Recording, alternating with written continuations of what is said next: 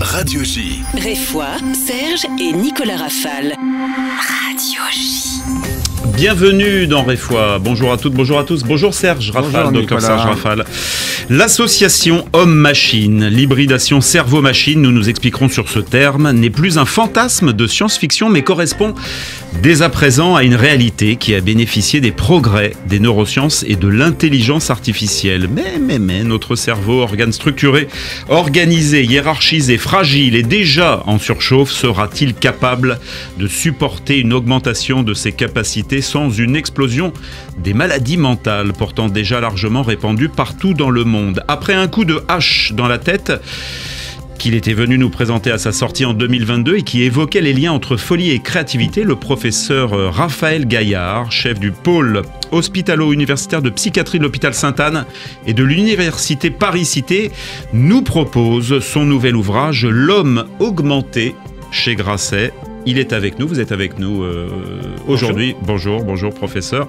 Derrière ce titre énigmatique se cache une réflexion et une mise en garde sur les conséquences de ce bond technologique brutal. L'introduction maintenant irréversible de l'intelligence artificielle en médecine et dans sa spécialité, dans votre spécialité, d'autant que le cerveau subit simultanément une désaffection mortifère dont vous allez nous expliquer les tenants et les aboutissants pour l'écriture et pour le livre notamment. Je passe la parole au docteur Serge Rafale pour la première partie de notre magazine, l'entretien. Radio J. Réfoy, Serge et Nicolas Rafale. Radio J.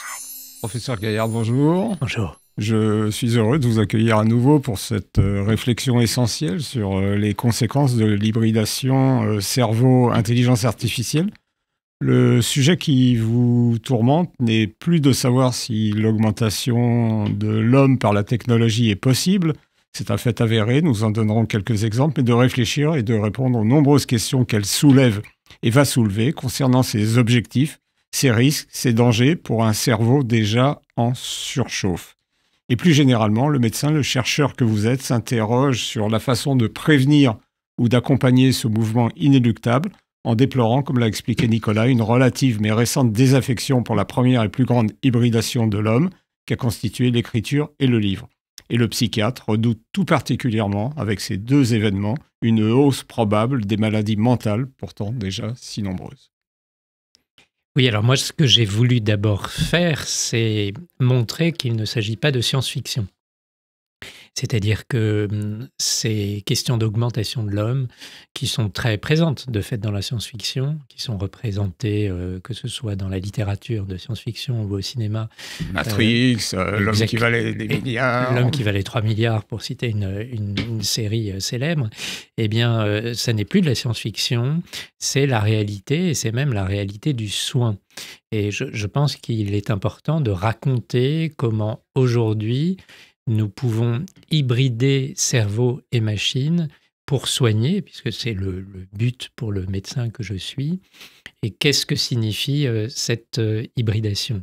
Et pour le raconter, je pense que c'est important de montrer ce qu'il est possible de faire, la réalité, ce que nous pouvons faire, de montrer aussi ce qu'il n'est pas possible de faire, donc ce qui relève encore du fantasme, et de raconter qui sont ces chercheurs, qui sont ces entrepreneurs, qui sont ces s'aventuriers, disait Boris Vian, qui mènent ces grandes expéditions au travers du cerveau. Alors, un nom vient immédiatement à l'esprit, Elon Musk. En 2016, il promet d'hybrider le cerveau avec l'informatique pour l'avènement d'une nouvelle intelligence. Ainsi est créé Neuralink. C'est ainsi qu'est née en 2020 la truite Gertrude avec sa puce de silicium.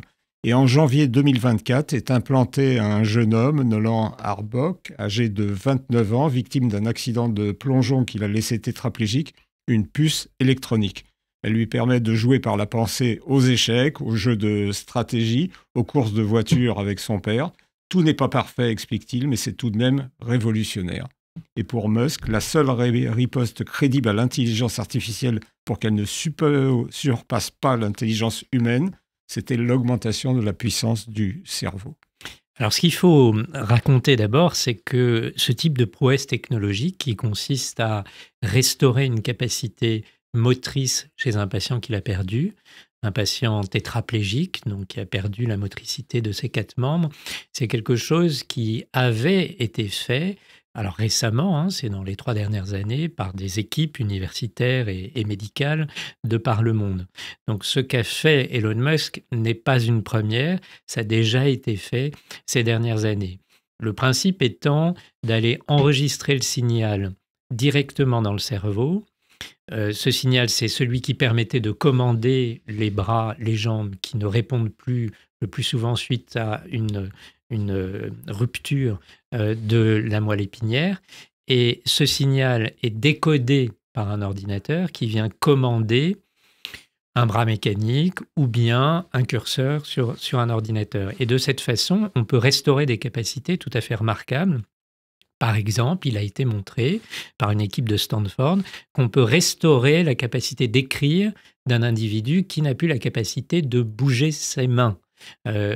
Vous évoquez dans votre livre, oui, Jean-Dominique Bauby, le scaphandre et le papillon avec le locked-in syndrome. Alors, il y a des situations cliniques plus graves encore que la tétraplégie, qui sont le locked-in syndrome, où vous perdez même la motricité du visage. Parfois, il ne reste que le clignement des yeux, ou même plus rien du tout. Donc, vous imaginez, vous êtes enfermé en vous. Mais dans la tétraplégie, vous ne pouvez déjà plus écrire. Et donc, cette équipe de Stanford a pu chez un patient, restaurer la capacité d'écrire, c'est-à-dire que ce patient imagine des lettres, le dispositif implanté dans son cerveau mesure l'activité de son cerveau quand il imagine des lettres, transforme ce signal en lettres, et ces lettres apparaissent sur un écran. Et de cette façon, il écrit relativement vite, presque aussi vite. Vous dites quasiment un SMS. Quasiment aussi vite que vous et moi sur un smartphone, c'est-à-dire autour de 20 mots par minute. Alors, c'est beaucoup moins rapide qu'un teenager, mais c'est déjà très bien. Et donc, vous voyez comment on peut restaurer une capacité aussi prodigieuse que celle d'écrire chez quelqu'un qui n'en a plus la capacité. Donc, Elon Musk n'a pas fait la première en la matière, mais Elon Musk... Il y a une différence avec mes collègues universitaires de Stanford, c'est qu'il a derrière lui des centaines de millions.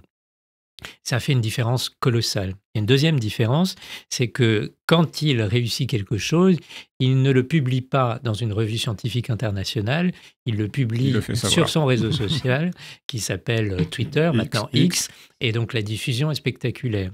Puis la troisième différence, c'est qu'il est très clair quant à son objectif. Son objectif, ça n'est pas de soigner. En l'occurrence, pour ce patient, ce jeune patient que vous avez évoqué, oui, il s'agit de soins, mais Elon Musk n'avance pas masqué.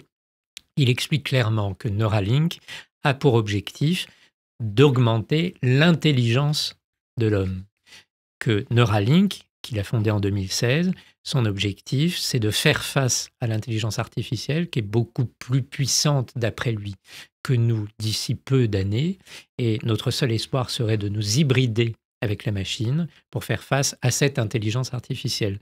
Donc, la différence avec Elon Musk, c'est que le but, ça n'est pas réparer les vivants, réparer quelqu'un qui est fracassé par la maladie, c'est d'augmenter l'homme. Alors, dans votre ouvrage, on comprend que les progrès des neurosciences et de la médecine permettent bien sûr le soin, de plus en plus la réparation, vous venez d'en parler, mais la frontière, vous le montrez, parfois ténue entre réparation et augmentation. Vous citez le livre de Mélisse de Kerangal, « Réparer les vivants », et on s'aperçoit que réparer, c'est parfois augmenter, même sans le vouloir expressément. Claire, 51 ans, reçoit le cœur de Simon, un jeune homme de 19 ans, ce qui augmente de facto, vous dites, ses capacités. Mais oui, dans un domaine qui est déjà une prouesse, celui de la transplantation cardiaque, mais qui l'est beaucoup moins que dans le domaine du cerveau. De fait, quand Claire, 51 ans, récupère le cœur d'un teenager, Simon, hélas décédé d'un accident de surf, elle se retrouve littéralement avec un cœur de jeune homme. Et donc, elle est réparée de son insuffisance cardiaque. Mais elle est augmentée, mais quelque part. Qu'est-ce que c'est que d'avoir un cœur de jeune homme à 51 ans? Et donc, on peut parler d'augmentation. Et de cette façon, on peut décliner la plupart des techniques médicales pour montrer que si l'objectif du médecin est de réparer, eh bien, c'est très difficile d'établir une frontière entre la réparation et l'augmentation, de sorte que on comprend le projet d'Elon Musk, qui est d'augmenter l'homme, et on comprend qu'il passe par la réparation, c'est-à-dire soigner ce jeune homme tétraplégique, dans ce projet d'augmentation de l'homme. Vous expliquez bien dans votre livre, professeur Gaillard, que le cerveau n'est pas une entité homogène et indissociable, indivisible. C'est en fait un ensemble de connexions avec des millions de milliards de synapses. Et il est structurellement hétérogène. Donc, on ne pourra à aucun moment, comme sur un ordinateur, il ne faut surtout pas le comparer à un ordinateur. Ça ne marche pas avec une clé USB. Alors, on peut, à certains égards, le comparer à un ordinateur et on peut utiliser, moi, dans mon champ de recherche, qui est celui des neurosciences computationnelles, donc qui utilise l'informatique pour modéliser le cerveau, on utilise l'ordinateur. Mais il y a des limites à cette comparaison. Vous dites il n'y a pas une action globale. Et notamment celle que vous venez d'évoquer, c'est que notre cerveau n'a pas de port USB. Donc, vous ne pouvez pas avoir accès à l'ensemble du cerveau par une prise, par un port.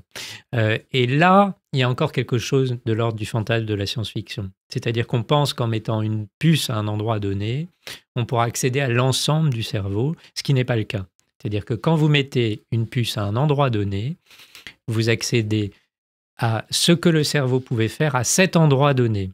Et donc, vous pouvez réparer ce que le cerveau pouvait faire à cet endroit donné ou augmenter ce que le cerveau peut faire ou pouvait faire à cet endroit donné. Mais vous n'accédez pas à une autre capacité qui se trouve à 10 cm. Et 10 cm dans le cerveau, c'est des milliards de neurones qui se situent. Vous dites on renforce certaines unités et en fait, on crée des dominances.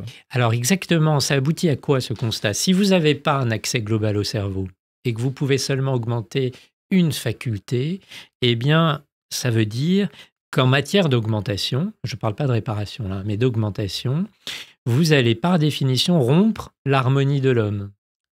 L'homme, vous savez, on a cette image de l'homme de Vitruve contenu dans un cercle, l'homme de la Renaissance, tel qu'il est parfaitement représenté par Léonard de Vinci. Et on a cette idée de l'harmonie de l'homme, et pour chacun d'entre nous ayant des enfants, l'objectif même est de créer une forme d'harmonie dans les compétences de nos enfants. Eh bien, quand on augmente par un implant cérébral, on crée un pouvoir spécifique aux dépens des autres, c'est-à-dire sans développer les autres. Et donc, on décide, on accepte de rompre cette harmonie. Et ça, là, il y a encore quelque chose de l'ordre de la science-fiction parce qu'on croit encore, ou on fait croire d'ailleurs, que nous pourrions accéder à l'ensemble du cerveau par un implant, et ce n'est pas le cas. Et quand je dis on fait croire, je parle notamment d'Elon Musk parce que la dernière vidéo qu'il a fait circuler de son patient, qu'il n'appelle pas patient d'ailleurs, hein, dans ses vidéos, il s'appelle User, the first user. Et donc, le premier utilisateur. Eh bien, on le voit jouer aux échecs. Et évidemment, il n'est pas bête, Elon Musk. Qu'est-ce qu'on a en tête, si je puis dire, quand on voit quelqu'un qui joue aux échecs? On a en tête l'intelligence.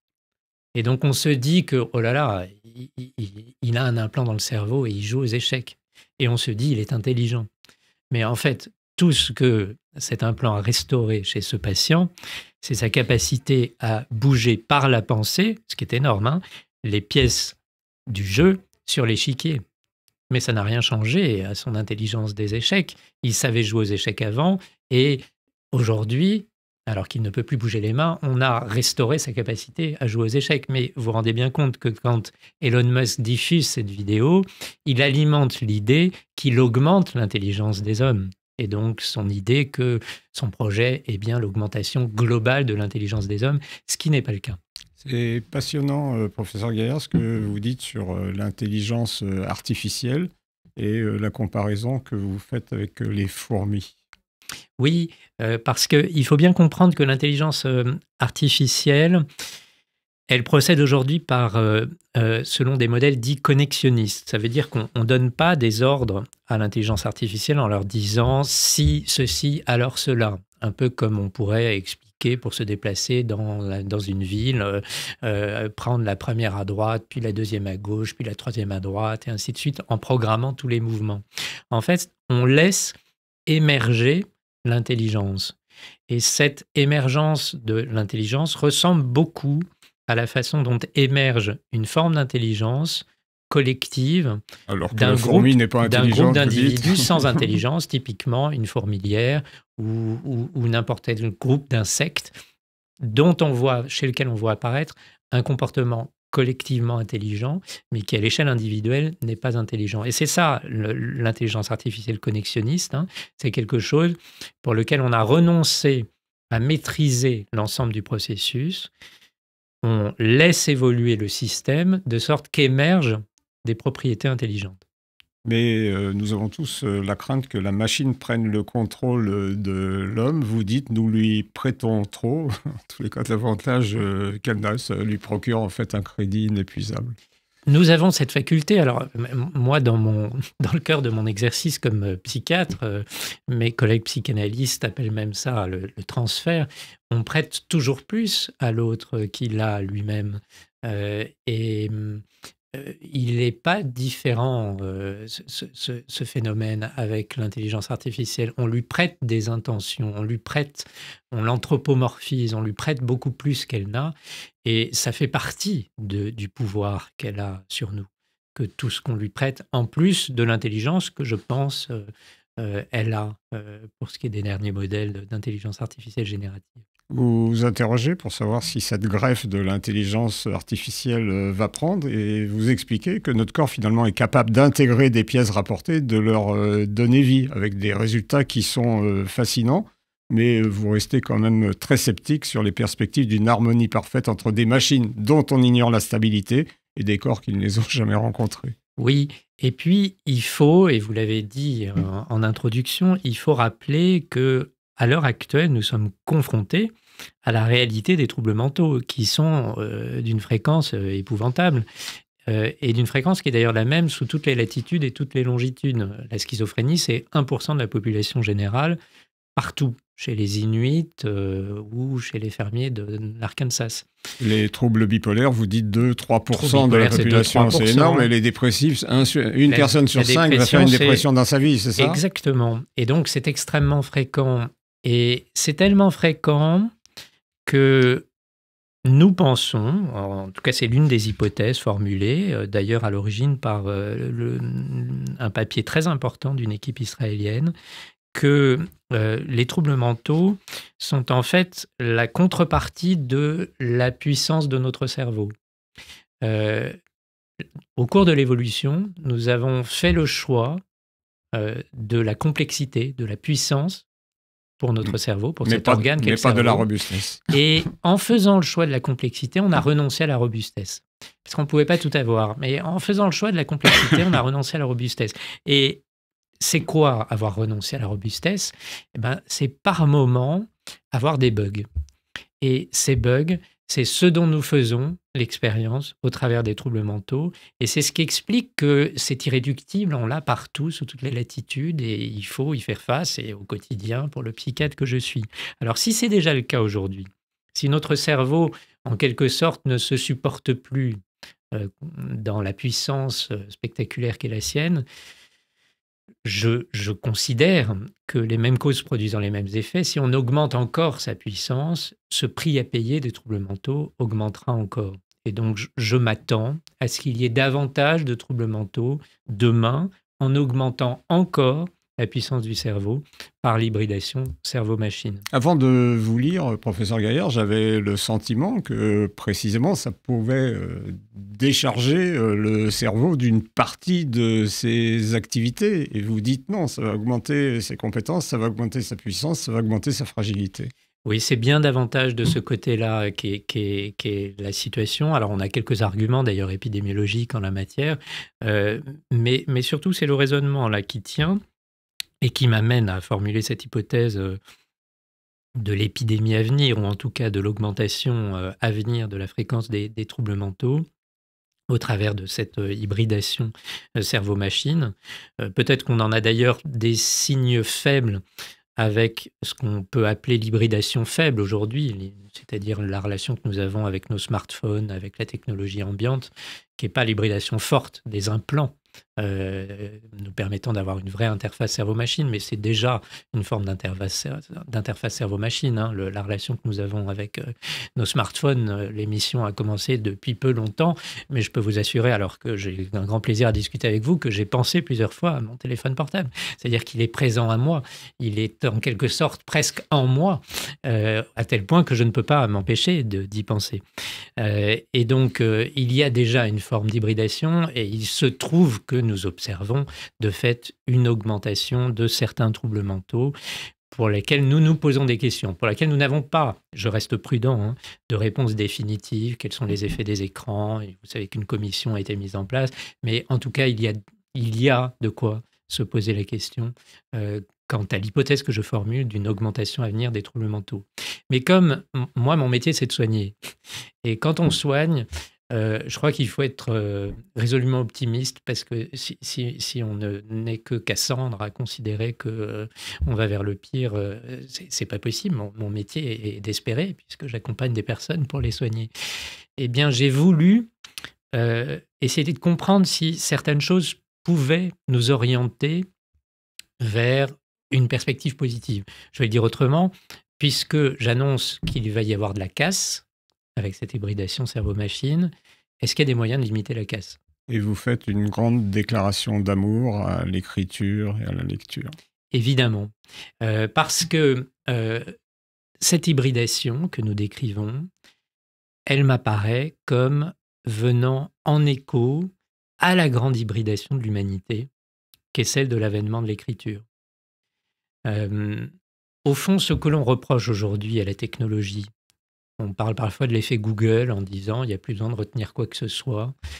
Avec l'effet Google, vous ne retenez plus rien puisque c'est accessible par Google. C'est classique de dire ça, puis ça a même été démontré d'ailleurs, hein, scientifiquement, c'est des très beaux papiers de psychologie sociale expérimentale qui montrent qu'effectivement, si vous savez que vous avez accès à des informations informatiques, stockées en informatique, eh bien, vous les retenez moins. Eh bien, cet effet Google, c'est exactement ce qui est reproché à l'écriture et à la lecture. Et je fais juste référence au mythe de Teut, qui m'importe. En plus, c'est important dans cette semaine que de parler de ce mythe, parce que ça se passe chez les Égyptiens. Donc, le mythe de Teut, Teut avait inventé l'écriture, il s'appelle Teut, c'est en fait le script Teut, mais c'est raconté par Platon. Donc, disons Teut, et il est très content, il vient voir le pharaon, Thammuz, et lui dit, voilà, c'est formidable, les hommes vont être augmentés de la mémoire de tous les autres grâce à mon invention, l'écriture. Et le pharaon Thammuz, qui n'a pas l'air d'être bête, lui répond, mais pas du tout, pas du tout, votre invention, elle va affaiblir la mémoire des hommes parce qu'ils n'auront plus besoin de se souvenir, il le puisque dépose c'est hors écrit. Et au fond, Thammuz fait exactement la même critique à l'écriture que celle que nous faisons à l'informatique. Et nous pourrions dire en effet que le livre, à certains égards, c'est le premier disque dur externe, c'est la première prothèse de mémoire, quelque chose qu'on dépose hors de soi, que l'on met à disposition d'autres personnes et qu'on se réapproprie par hybridation dans ce phénomène, dans ce moment passionnant qui est celui de la lecture, qui est un moment presque d'incorporation par la lecture. Et on recommande la lecture de votre livre, précisément L'homme augmenté, Raphaël Gaillard. On va continuer la discussion en deuxième partie, car tout augmente, mon cher docteur Serge Rafal, tout augmente, même le cerveau. Et j'aime beaucoup cette phrase du grand Pierre Desproges, si tu parles à Dieu, tu es croyant, s'il te répond, tu es schizophrène. On se retrouve juste après. Radio J. Réfoy, Serge et Nicolas Rafal. Radio J.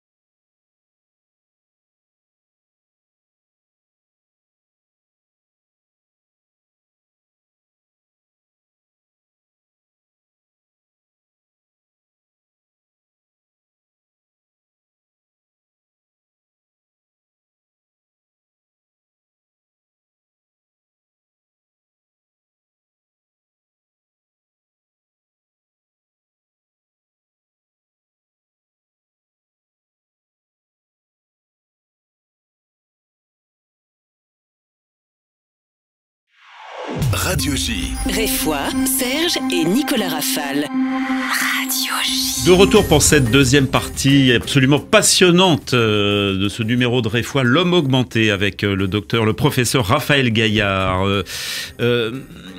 Vous parliez juste avant la pause de la lecture. Les chiffres, ils sont apocalyptiques. Il y a eu l'antienne présidentielle, qui disait, qui incitait, voilà, à stopper à réduire en tout cas les écrans, pas les stopper complètement. Est-ce que la lecture a perdu définitivement, il y a eu le Covid il y a 4 ans maintenant. Est-ce que c'est perdu parce que les chiffres sont apocalyptiquement bas? En tout cas, je pense que la bataille est perdue si on oppose écran et lecture. Et certains de mes collègues ont cette démarche et je pense que c'est peine perdue parce que si on dit à un ado laisse tomber l'écran. Qu'est-ce que ça apporte pour le psychiatre que vous êtes, la lecture, comme nourriture au cerveau? Qu'est-ce que ça apporte? C'est passionnant ce que vous racontez dans votre ouvrage, en disant que même après avoir oublié ce qu'on a lu, ça crée des chemins sur la neuroplasticité du cerveau, puisqu'on parle beaucoup de la neuroplasticité. Mais en fait, c'est ça. Moi, je pense qu'aujourd'hui, je vais vous le répondre comme ça, la plus belle et la plus puissante démonstration, je pense, de la puissance de la lecture, c'est l'intelligence artificielle. Et pourquoi? Eh bien, parce que ChatGPT est devenu intelligent de 2 façons. Premièrement, en imitant notre cerveau. C'est un réseau de neurones qui est construit en imitant notre cerveau. Donc, c'est vraiment l'imitation de notre cerveau. Donc, c'est bien, notre cerveau, c'est du bon matériel. Et deuxièmement, en lui faisant lire des millions de pages. ChatGPT aurait pu, au 3e millénaire, devenir intelligent en voyant des millions d'images, mais ça n'est pas le cas. Ce qui rend intelligent, c'est de lire des millions de pages. Et donc aujourd'hui, la démonstration la plus spectaculaire de la puissance de la lecture, c'est que pour rendre intelligent un réseau de neurones, eh ben, il faut lui faire lire des millions de pages.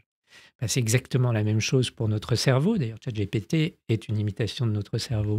C'est exactement la même chose. Qu'est-ce que ça fait, la lecture sur un cerveau? Ben, ça lui donne la bonne forme. Ça lui donne la bonne forme à ses connexions. Ça donne, en fait, sa structure au cerveau. Mais c'est ça qui est essentiel. Les chiffres, professeur, ils sont quand même ils sont effarants. Oui, ils sont effrayants, mais je reviens, vous allez donner ces chiffres, mais je reviens à ce que je disais. L'opposition technologie-lecture, elle est aberrante. Elle est perdue d'avance. Si on fait ça, n'importe quel jeune vous tourne les talons. On ne peut pas faire ça. C'est aberrant.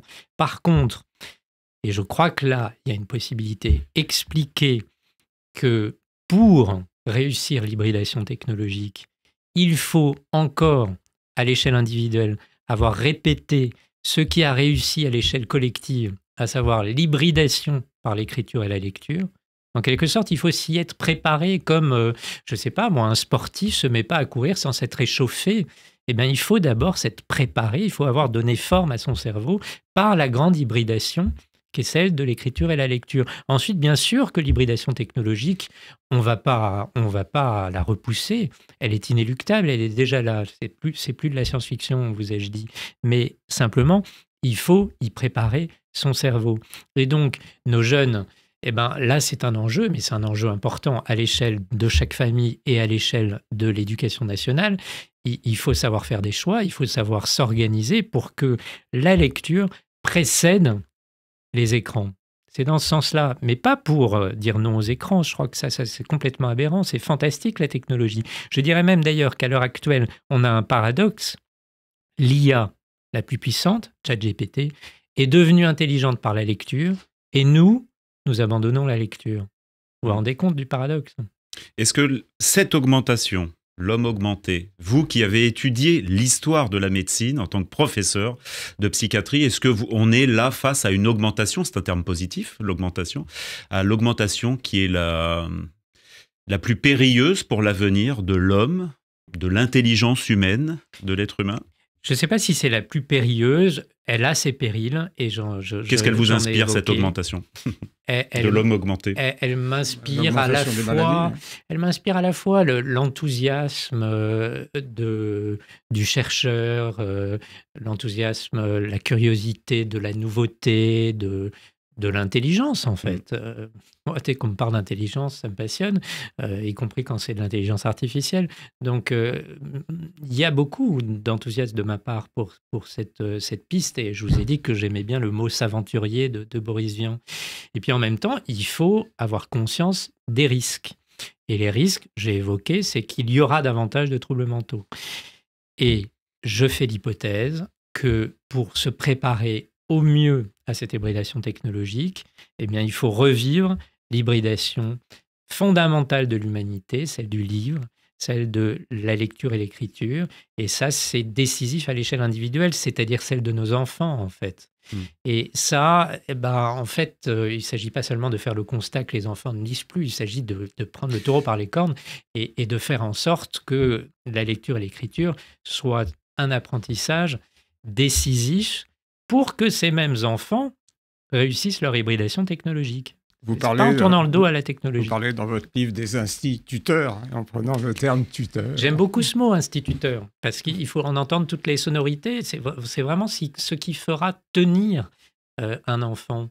Le but d'ailleurs n'étant pas qu'il devienne cuistre d'une culture phénoménale. On peut même dire, je reprends ce mot qui est attribué à Édouard Herriot et à quelques autres, la culture c'est ce qui reste quand on a tout oublié. En fait, l'important n'est pas la culture, mais la trace qu'elle laisse dans le cerveau en ayant modifié les connexions du cerveau. C'est ça qui est important. Et ça, c'est vrai de l'apprentissage d'une langue, même si demain des traducteurs feront une traduction automatique et immédiate de tout ce que l'on se dit. C'est vrai de ces langues qu'on dit mortes et qui en fait forment notre cerveau. Et c'est vrai avant tout de l'écriture et la lecture. Et je crois qu'il y a une valeur très spécifique de l'écriture et la lecture pour former notre cerveau.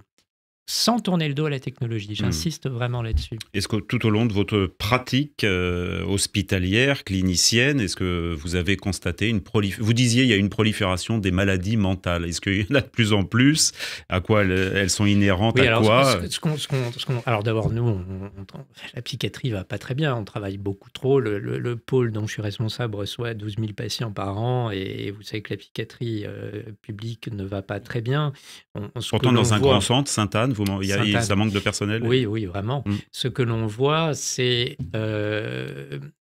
notamment l'augmentation lente, mais sûre, hélas, de la fréquence de la dépression.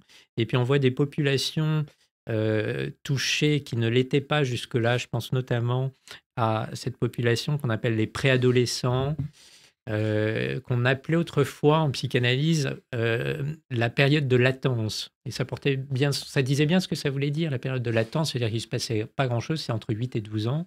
Et on sort de la dépendance de l'enfance, et on n'est pas encore dans les turbulences de l'adolescence. 8-12 ans, c'est normalement des enfants qui sont un petit peu obsessionnels, mais qui ne posent pas de problème. Eh bien, nous avons vu arriver ces dernières années des patients de cette tranche d'âge suicidaires aux urgences. Alors déjà que les urgences sont débordées et pas bien structurées pour recevoir des adolescents, mais alors des pré-adolescents suicidaires, clairement, notre dispositif de soins n'est pas prêt. Et donc, il y a des choses qui changent. Oui, il y a vraiment des choses qui changent. On va continuer la discussion. On a plein de questions à vous poser et on va tout de suite faire la chronique du docteur Vladimir Mitz, la chronique chirurgie esthétique. Radio J. Réfoy, Serge et Nicolas Rafal. Alors, est-ce le docteur Vladimir Mitz ou un robot qui est avec nous aujourd'hui? Je ne sais pas. Docteur Fedouard, dites un mot. Bonjour, docteur. Il fait un geste des mains. Chers amis, cette passionnante émission me fait penser à l'évolution dans notre domaine, l'apparition des robots chirurgicaux. Faites très attention, docteur Mitz. Vous allez être supplanté par un robot qui ne tremblera pas. Voilà, je voudrais donc montrer à quel point l'adaptation de notre cerveau reste quand même potentiellement formidable. En microchirurgie, nous avons un ennemi. La microchirurgie, c'est une chirurgie qui se fait au 10e de millimètre. C'est-à-dire, cela permet de recoudre des doigts, des oreilles, des organes qui ont été sectionnés ou de transporter sur le corps d'un endroit à l'autre des substances tissulaires, des morceaux de notre corps pour réparer ce qu'on appelle des pertes de substance. Pour ce faire, il faut réparer les artères, les veines, les lymphatiques et les nerfs. Et ce sont des structures déjà extrêmement complexes. Et pour travailler à cette échelle, il a donc fallu que des hommes arrivent à maîtriser un des problèmes majeurs, un des bugs majeurs de notre constitution physique, qui est le tremblement. Le tremblement. Tout le monde tremble un peu, mais un chirurgien, ça ne doit pas trembler.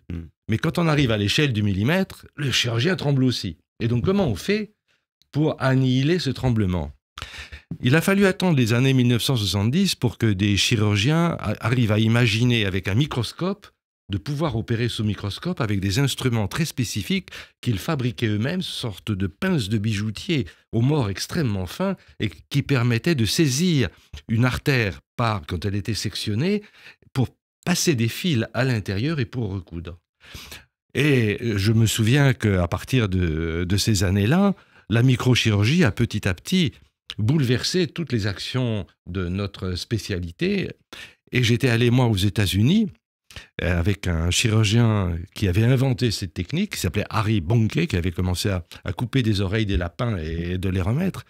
Et c'était très très dur parce que nous étions 6 jeunes chirurgiens devant un stand chirurgical avec des petits vaisseaux, des rats, dont il fallait recoudre les pattes. Et il y avait un ancien champion olympique d'escrime qui était derrière nous et qui regardait à la télévision comment nous travaillions et comment nous tremblions. Et donc, il a fallu une très longue éducation. Ça prenait entre 2 et 3 mois pour réduire de 50% le tremblement. Et à 6 mois, on était ce qu'on appelle des chirurgiens fiables, c'est-à-dire que pratiquement dans 99% des cas, on arrivait à faire ces microsutures. Mais il fallait un entraînement qui était permanent. Dans les années 2000, donc la microchirurgie s'est beaucoup développée, et comme elle s'est beaucoup développée, il y a quand même beaucoup moins de possibilités de se former dans le monde. Moi, j'avais créé un laboratoire de microchirurgie à l'hôpital Boucicaut, et les internes, pour faire les opérations de réparation des doigts et des bras coupés, eh bien, ils allaient la nuit s'entraîner dans ce laboratoire pour le jour commencer à opérer. Dans le fond, ils opéraient en même temps qu'ils s'entraînaient, ce qui n'était pas une solution idéale. Et on est arrivé dans les années 2010 à élaborer des robots chirurgicaux.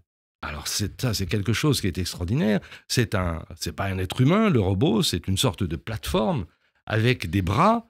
Et dans ces bras, quand on les manipule, ils annihilent tout tremblement. C'est-à-dire qu'on est capable de transmettre notre énergie, notre puissance à un instrument qui va être au bout de la chaîne. Et en regardant la télévision, maintenant même avec des possibilités de l'holographie, de pouvoir travailler en 3 dimensions, d'accomplir des actes, et ce sont même des opérations qui ont pu être faites grâce à Internet d'un continent à l'autre.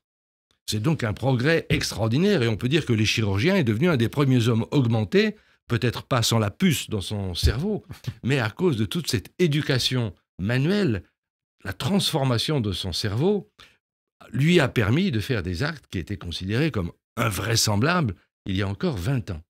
Et donc, je voulais vraiment souligner un peu ce travail et la pertinence de votre livre, qui est de dire que finalement, la solution, c'est pas tellement dans les implants qu'on va nous mettre dans la tête, mais c'est dans la possibilité de notre cerveau et de notre apprentissage d'exploiter ce que les savants, les saventuriers vont mettre à notre profit pour mieux soigner. Les robots, où est-ce qu'on en est aujourd'hui de la pratique de ces robots en microchirurgie? Est-ce qu'elle est fréquente? Elle n'est pas si fréquente que ça, parce que l'intérêt de ces robots, c'est que grâce à l'écran, on peut tourner l'écran, et quand on est dans des situations cliniques, c'est-à-dire devant par exemple une main coupée, parfois on est en profondeur, on ne voit pas très bien, avec les doigts on a du mal parce que nos doigts se gênent, en plus nous sommes un chirurgien et un assistant, donc ceci devient complexe, et le robot permet de s'éloigner, de mettre en avant le champ qui est lavé et de mieux manipuler avec une énorme précision. Mais ces robots, ils tombent en panne, ils ne sont pas aussi précis que ça, il faut les entretenir, il faut qu'un technicien soit là. Cela impose une personne supplémentaire dans notre bloc opératoire, qui est un ingénieur biomédical, personnage qui était très peu connu il y a quelques années, et qui est la seule solution lorsqu'on a un problème technique, et parfois il faut abandonner le robot et finir à la main. Les robots qui, dans votre discipline à vous, ne sont pas utilisés, il n'y a pas de On utilise des puces, vous utilisez on implante de plus en plus. Alors d'abord... La stimulation, par exemple, dans la maladie de Parkinson. Exactement, la stimulation cérébrale profonde, c'est une réalité clinique, c'est d'ailleurs une invention française. Mais ce que m'inspire votre chronique, c'est que c'est un commentaire sur la propension qu'a notre cerveau de recalculer son univers en permanence. Vous savez que votre cerveau a cette capacité d'intégrer ce qu'on lui apporte comme étant dans son périmètre d'action, pour peu qu'il agisse dessus. Ça veut dire que si vous mettez à agir sur un robot, votre cerveau va considérer au bout d'un moment que ça fait partie de lui. D'ailleurs, il y a une expérience qu'on fait tous. Si on est conducteur d'une voiture, au bout d'un moment, on a les repères de cette voiture en tête, comme si notre schéma corporel, c'était celui de cette voiture. On pourrait dire que l'aile arrière gauche, c'est notre dos à gauche. On sait à peu près ce que c'est.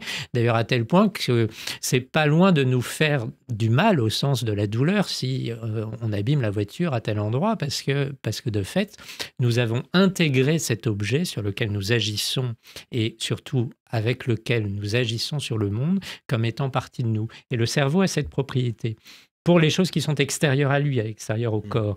Et c'est encore plus le cas si vous intégrez ces objets dans le corps, c'est-à-dire par des implants, comme je l'ai évoqué tout à l'heure pour les interfaces cerveau-machine. Est-ce que vous êtes toujours stupéfait par les capacités du cerveau? Est-ce que vous lui découvrez en permanence des nouvelles fonctionnalités, si je sais pas si moi, je c'est ce qui m'enthousiasme tous les jours. Je le redis pour le chercheur que je suis. Évidemment que je suis en même temps confronté à la réalité des troubles mentaux, parfois leur violence, parfois la terrible souffrance de patients, de leur famille, et tout ce que nous faisons pour les soigner, et parfois en y réussissant réellement, parfois en étant confronté à des situations tragiques.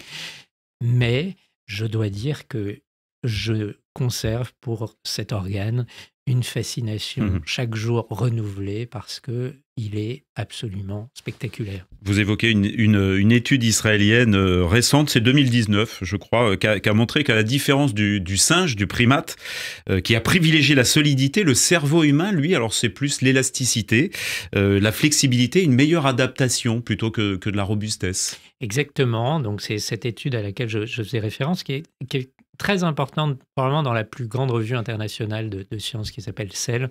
On cite souvent Science et Nature, mais celle-ci, à mon avis, plus importante, et qui montre que si on compare la façon dont est codée l'information dans le cerveau du singe versus l'homme, l'Homo sapiens, eh bien, chez le singe, l'information est plus robuste.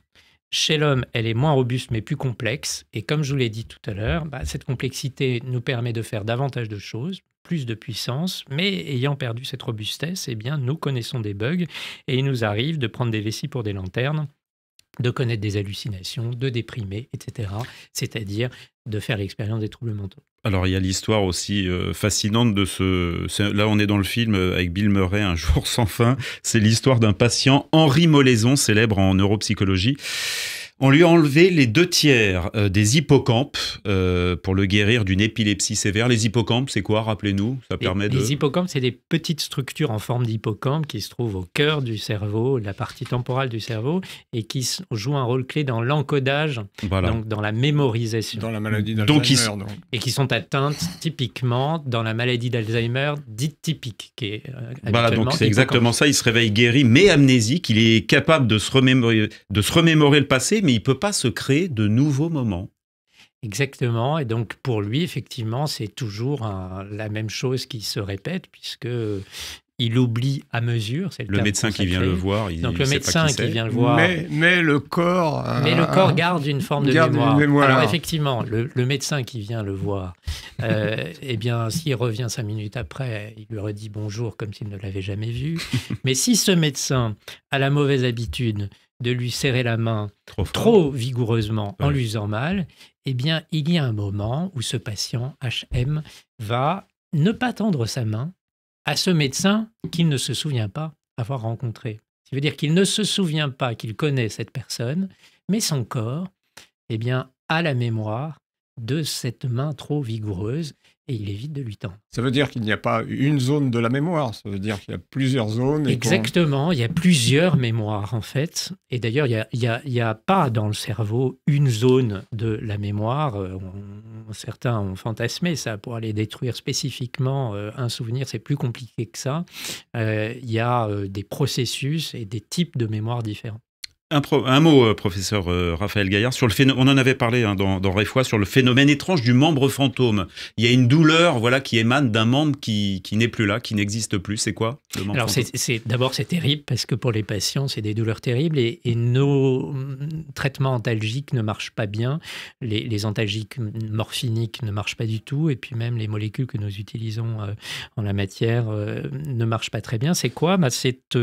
Vous avez perdu votre bras. Et de ce bras qui n'existe plus, vous allez recevoir de la douleur. Et donc, ce membre existe par la douleur qu'il déclenche.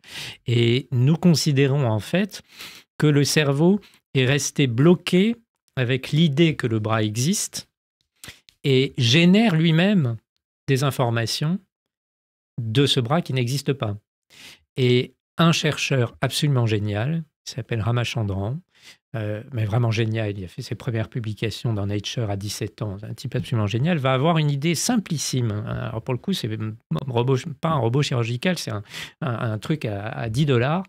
Il va fabriquer une boîte à miroir dans laquelle, quand le patient bouge son bras valide, eh bien, il voit l'autre bras. Vous imaginez que vous demandez au patient de bouger son bras et le jeu de miroir fait que l'autre bras apparaît en regard. Vous imaginez le dispositif avec des jeux de miroir. Eh bien, il demande à ce patient de bouger son bras valide et en fait les deux bras comme s'il dirigeait un orchestre, comme on dirigerait un orchestre. Eh bien, il va se passer exactement ça, il va voir les deux bras bouger et là le cerveau, il est confronté à quoi ? Il voit un bras qui bouge, le bras droit qui était amputé, et il ne reçoit pas les informations du mouvement. Donc là, il y a un conflit entre la vue et les informations du mouvement du bras.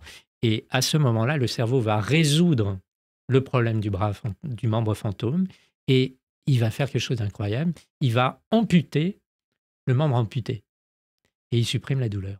Alors, ça ne marche pas chez tous les patients, mais c'est vraiment un phénomène spectaculaire. Le patient en question, le patient initialement de Ramachandran, en 10 minutes d'utilisation, n'avait plus de douleur. Donc, vous voyez comment le cerveau, en permanence, recalcule ce qu'il est. Et là, il était coincé dans un mauvais calcul, en fait. Et il faut un peu le tromper avec des miroirs pour lui faire recalculer les choses autrement et avoir accepter enfin que ce membre n'existe plus. Un mot sur les psychédéliques qui sont interdits mais qui sont dangereux d'ailleurs chez vous avez essayé, professeur Gaillard ? Dans un cadre très contrôlé, c'est-à-dire à l'étranger, dans un essai clinique. Il faut rappeler effectivement que ces molécules sont interdites et à certains égards dangereuses, mais il faut aussi dire qu'elles connaissent un renouveau parce qu'elles sont extrêmement efficaces dans un certain nombre de pathologies, notamment la dépression.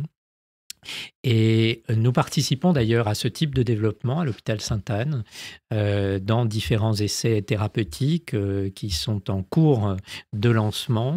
Et c'est très intéressant parce que c'est une intervention qui est à la fois médicamenteuse, une substance psychédélique issue des champignons hallucinogènes, par exemple, la psilocybine, mais qui est également psychothérapeutique. Ça veut dire que le patient fait, sous l'effet du psychédélique, une expérience subjective particulière. Parfois, on parle de trip. Et l'enjeu est d'accompagner par la psychothérapie ce trip. On pourrait dire d'ailleurs que les psychédéliques, l'enjeu, c'est une psychothérapie augmentée. C'est ça, en fait, ce que nous faisons. Et je pense que c'est extrêmement prometteur pour la psychiatrie. C'est une autre modalité d'augmentation, puisque décidément, j'aime bien ce mot. Comme le temps passe vite et c'est absolument une conversation passionnante, les psychiatres sont comme les rabbins. et le Talmud, vous dites dans votre ouvrage. Ils répondent à une question par une autre question. Oui, alors j'ai surtout montré que j'aime bien répondre longuement, mais j'adore poser des questions. C'est vrai que... C'était un plaisir de vous écouter. En tout cas, la culture, puisqu'on parlait de la littérature, de la lecture, et on va se précipiter sur votre ouvrage « L'homme augmenté », la culture doit rester un moyen, pas une fin en soi, qui enferme dans sa tour d'ivoire. Elle ne vaut qu'après avoir tout oublié et après avoir laissé la place à une tête bien faite. Plutôt que bien pleine. Plutôt que bien pleine, comme disait un de nos philosophes préférés qui pratiquait le saut et la gambade, Michel Eyquem de Montaigne. Merci professeur Raphaël Gaillard d'être venu nous parler à nos auditeurs de L'homme augmenté paru chez Grasset. Merci docteur Vladimir Mitz, je confirme c'est le vrai. Docteur Serge Rafal et Serge Surpin à la réalisation. À la semaine prochaine. Radio J. Réfoy, Serge et Nicolas Rafal. Radio J.